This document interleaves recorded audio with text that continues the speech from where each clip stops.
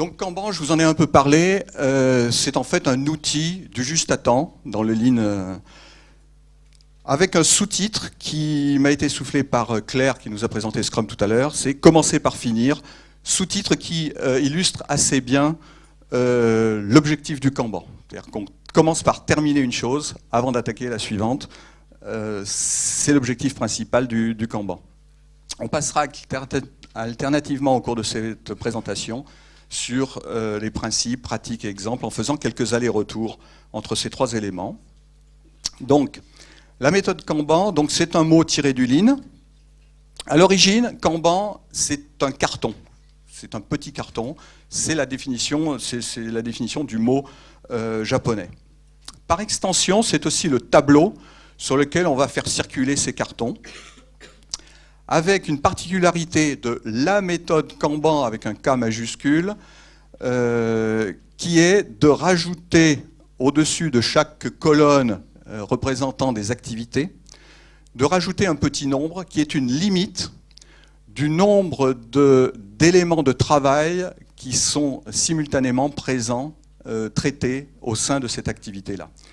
Je dirais c'est le point important sur la méthode Kanban, c'est qu'on fait circuler des cartons d'une activité, donc on fait circuler des éléments de travail d'une activité à une autre, en limitant le nombre de tâches simultanément en cours.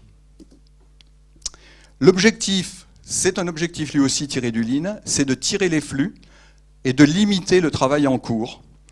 Oui, work in process.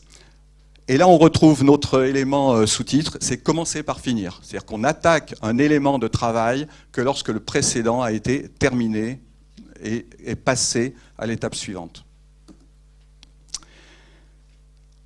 Donc des principes eux aussi tirés du Lean, c'est-à-dire pas de Big Bang, pas de révolution dans l'organisation. Respect de l'existant, c'est-à-dire qu'on ne va pas changer les rôles, par exemple. On va s'adapter à une structure existante, par exemple de l'entreprise ou au process existant. On ne fera que des évolutions par petits pas, avec une amélioration continue. Alors, oui, Kanban, c'était, comme je vous l'ai dit, un outil du Lean avec un petit K. En devenant la méthode Kanban, Kanban a pris un K majuscule et est devenu donc une méthode de développement logiciel, comme on parle de la méthode Scrum ou la méthode Kanban. Et certains ont demandé, est-ce que c'est le Scrum libéré des rôles et des sprints? Oui et non, on y reviendra rapidement tout à l'heure. Ce sont aussi des pratiques inspirées du Lean, à savoir les deux premières qui sont pour moi les plus importantes, qui sont visualiser, management visuel, et limiter le travail en cours. On retrouve après mesurer, gérer, rendre explicites les règles de gestion, s'améliorer de manière collaborative. Mais tout cela, je dirais qu'à la limite, on le retrouve dans toutes les autres méthodes, donc je passerai rapidement.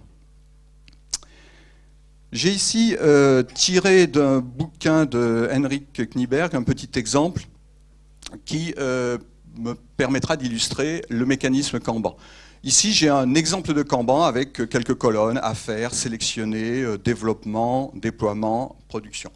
Ne retenez pas ces en-têtes de colonnes, c'est purement un exemple. Il vous appartient, si vous mettez en œuvre la méthode Kanban, de définir vous-même ces colonnes, ce que vous y mettez dedans, etc. Donc, et en dessous, j'ai mis un certain nombre de petits personnages. Alors, en rouge, ça pourrait être par exemple le product owner, le PO dont parlait Claire tout à l'heure. Vous avez en bleu les développeurs et on suppose que vous avez ensuite une équipe de déploiement, que le déploiement ne se fait pas automatiquement, mais vous avez des gens qui vont ici déployer. Et le PO, son boulot, c'est de sélectionner, de définir ce qui est prioritaire. Donc A et B sont prioritaires en ce moment. Donc les équipes de développement vont foncer. Il y en a deux qui vont dire tiens, nous prenons A, deux autres qui vont dire nous prenons B. Donc le PO, lui, tout content, sa colonne est vide, donc il va aller sélectionner par exemple C et F. Et puis, bon, il va continuer à réfléchir parce qu'il ne va pas se tourner les pouces pendant ce temps. Et bon, il va aller voir quels seraient les besoins ultérieurs. Et pendant ce temps, une équipe de développement a bossé, a terminé. Donc ceux qui sont au déploiement se réjouissent déjà à l'idée d'avoir quelque chose à déployer. Donc ils vont déployer A. Les développeurs retournent à leur boulot et ils vont prendre C en développement. Bon, il y a un petit problème là, A ne compile pas. Donc on va lever par exemple un petit tendon, c'est le petit truc rouge là, et puis ils vont se plancher dessus pour savoir qu'est-ce qui se passe. Pendant ce temps, les développeurs, une autre équipe de développement a terminé B. Donc, première réaction instinctive, c'est on va prendre F, puisque F est sélectionné. Ah non, c'est là que le Kanban intervient. On ne peut pas dépasser la limite de Kanban de 2. Nous sommes en développement, nous avons au-dessus de notre tête, non pas une épée de Damoclès, mais un 2. Donc, il y a déjà 2 Kanban, 2 post-it ou 2 cartons en cours chez nous. Donc, on ne peut pas aller au-delà. Alors, qu'est-ce que l'on fait? Eh bien, on fonce pour voir pourquoi il y a embouteillage. Et on va aller voir le déploiement et leur demander si on peut les aider. Alors, ils sont bien évidemment tout contents. Apportez-nous du café et dites-nous ce que signifie ce bousin dans le log. Pendant ce temps, le PO, lui, continue à bosser, puis il se dit, tiens, K est assez urgent, donc il va le planifier tout de suite. Et le développement, lui, continue à bosser, C est terminé. Le PO, tout content, se dit, tiens, super, j'espère que vous allez bientôt commencer K. Oui, mais attendez qu'on ait réglé le problème avec A. Parce que là aussi, nous on est limité, on est à 2, on ne peut pas aller plus loin. Donc, on fonce nous aussi pour voir s'il y aurait besoin d'un petit coup de main. Et puis, trop c'est trop, donc nous sommes déjà assez nombreux, mais ce problème est récurrent, prévoyez donc un test pour le détecter plus tôt dans le futur. Arrêt au premier défaut, ça veut dire que les défauts doivent être détectés le plus tôt possible. Donc, pendant ce temps, le PO, lui, continue à bosser, il ajouterait bien d'autres, mais lui aussi, il est bloqué, parce que il y a embouteillage, donc il est à sa limite de 2, au-dessus de la tête, il a son 2, donc il n'ajoute rien pour l'instant. Donc, il va lui aussi voir ce qui se passe. Vous avez besoin d'aide, je ne suis pas Técos, mais, bon, bien sûr, là aussi, apportez-nous un peu de café, apparemment, il fonctionne beaucoup au café, et protégez-nous des perturbations. Et quelques jours plus tard, donc vous voyez maintenant que A, B, C sont en prod, c'est-à-dire que le client, il a déjà une application qui fonctionne et qui, bon, vous connaissez la loi des 80-20, on lui a peut-être fait que 20% de ses fonctionnalités, mais ça répond à 80% de ses besoins, donc a priori, vous avez déjà un client content. Et puis, K est en déploiement, qui était jugé urgent lui aussi.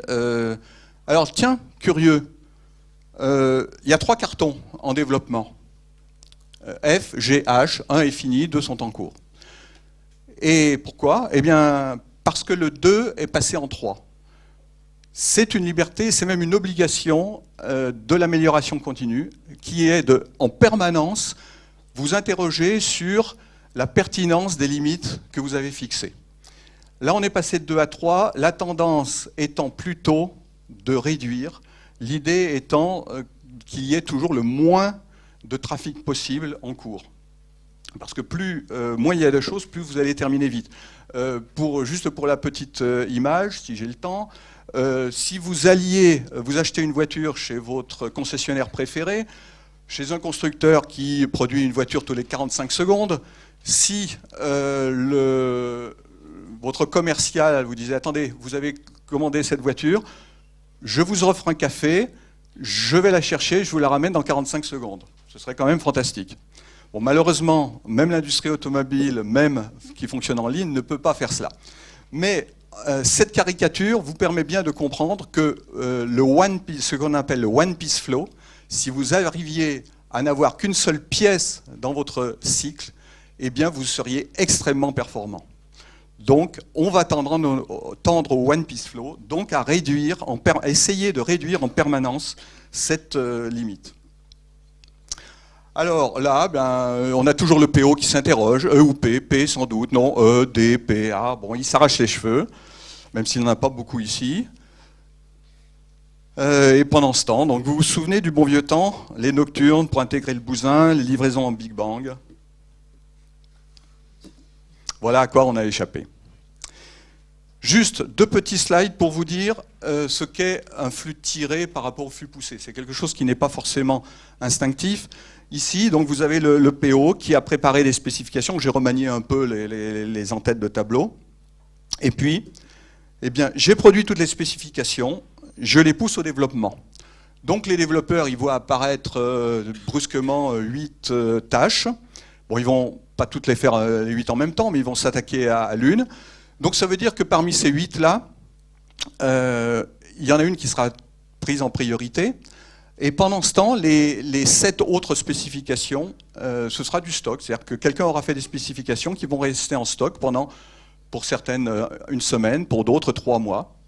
Et il y a de très nombreuses chances pour que les spécifications qui ont été créées aujourd'hui, dans 3 mois, elles ne seront plus forcément bonnes, plus au goût du jour, pas forcément avec les bons outils, et ne répondront pas forcément aux clients.